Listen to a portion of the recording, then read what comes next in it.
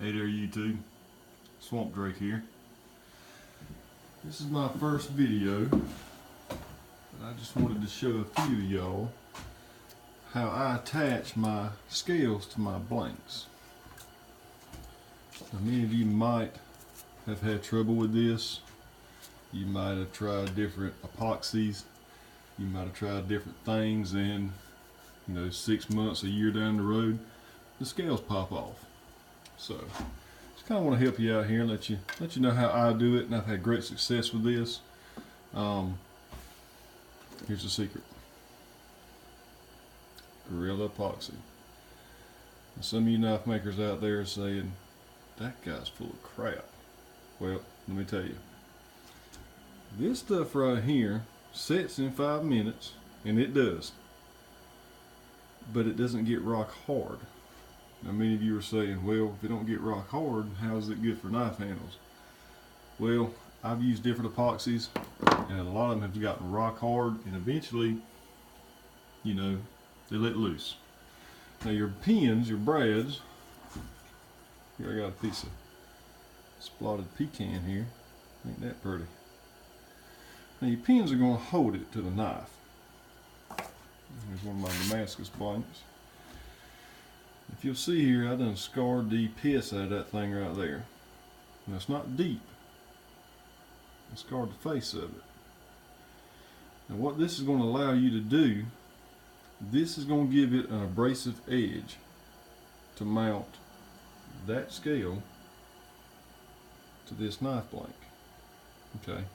Now, when you glue two slick pieces together, whether it be, just imagine this.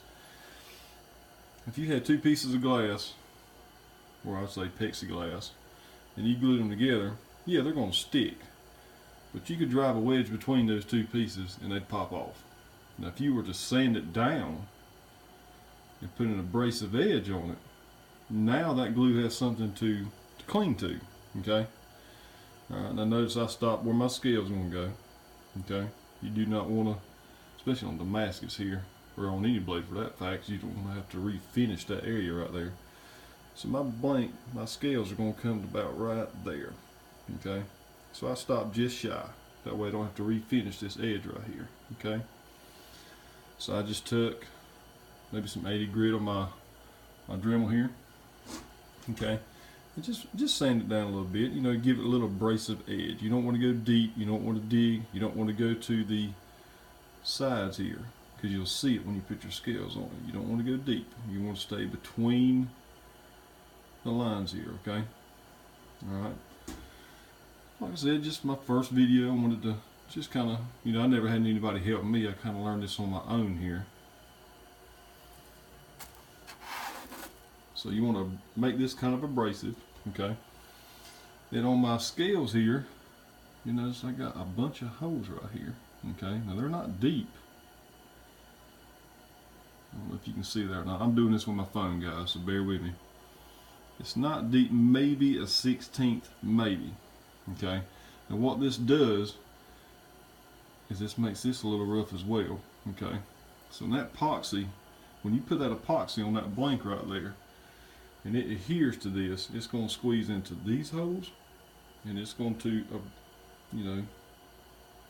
it's going to attach really good to that. Okay. Now once you rough this all up, get your holes in, you lightly sand it, you beat it out, okay? Get everything out of those little holes there, okay? Acetone. Take acetone and wipe that thing down good and get all the oils off of it, okay? And once you mix your epoxy up, clamp those two things together. I don't clamp mine extremely tight. On a few of my knives, different styles, you can actually wiggle this between those two scales. Okay, if you squeeze it tight, you take every bit of your epoxy out of it. Okay, now just for one, and I am a beginner. I ain't no master craftsman knife maker by no means, but from my experience, if you squeeze every bit of the epoxy out of that thing when you clamp it, it's going to let loose. Now that Gorilla Glue is great stuff, that epoxy, and I've used 3 or 4 different types. This one does not get extremely hard. So I have had the best results with that. I hope you do as well. I hope this video helps. Here's one that I've actually about finished. This is a cross-cut saw blade. Okay, that's a piece of black walnut on it. Okay, now I didn't squeeze this one extremely tight, and I don't know if you can see it or not. You can't see any glue between it, between those scales or that blank there. Okay, like I said, I can move this one between the blanks when I was gluing it on there. That epoxy actually drew it tighter once it dried. Like I said, I'm doing this with my phone, guys, I'm sorry. But you will have to grind that sucker right there off. You will not beat it off or break it off. If you break it, it'll be in a million pieces. So like I said, that's what's helped me. I hope that helps you. Hopefully I'll have some more videos to come. Thanks for watching.